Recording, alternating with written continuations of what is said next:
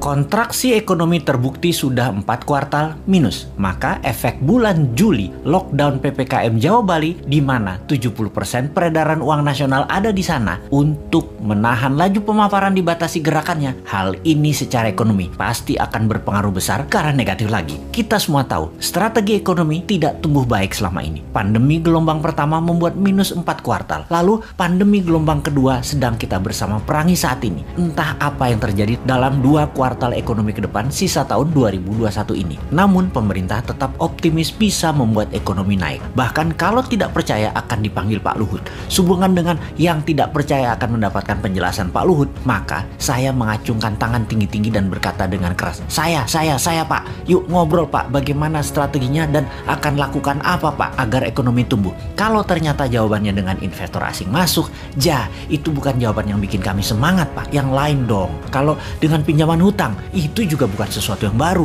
7 tahun ini hutang naik jadi 6.500 triliun dari 2.700 triliun sisa Pak SBY. Itu juga bukan sesuatu yang wah, malah sesuatu yang loh. Jadi kalau ada yang tidak percaya mau dengar langsung dari Pak Luhut, terang saya menjadi orang nomor 1 ingin penjelasan. Saya Pak, kami berharap strategi baru yang dipakainya, bukan yang kemarin-kemarin yang terbukti membuat 4 kuartal minus, juga bukan yang membuat import bertambah naik, juga bukan membuat tenaga kerja asing bertambah banyak di Indonesia. Yang baru Pak, yang segar, ada Pak. Juga bukan seperti selama 7 tahun ini telah berjalan memainkan kekuatan politik. Pernah membelah Golkar jadi 2 di awal dulu, membelah PKS jadi 2, membelah Demokrat jadi 2, membelah PEK 3, membelah PAN, baik langsung ataupun tidak langsung, mendukung atau mendiamkan perpecahan politik terjadi. Jangan lagi seperti itu. Jangan terlalu berpolitiklah bernegara. Utamakan keselamatan rakyat, humanitarian. Ekonomi juga jangan terlalu mementingkan asing lah. Hutang, investor asing, keduk hasil bumi, sumber daya alam, tanah air, tenaga kerja asing, pajak mencekik. Dukunglah dengan mempermudah. Seperti izin di BPOM misalnya. Ada ribuan izin yang nyangkut tahunan di sana.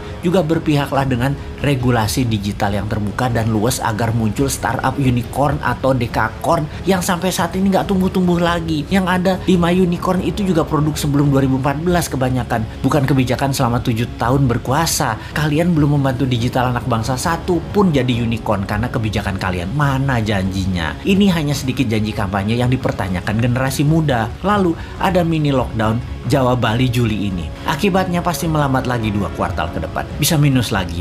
Jangan sampai 6 kali minus loh ekonominya. Sampai akhir tahun 2021 ini minus. Itu berbahaya. Berat mesin ekonomi kalau turunnya terlalu dalam atau diamnya mesin terlalu lama. Yang New Mind takut adalah minyak crude oil yang saat ini $75 per barel.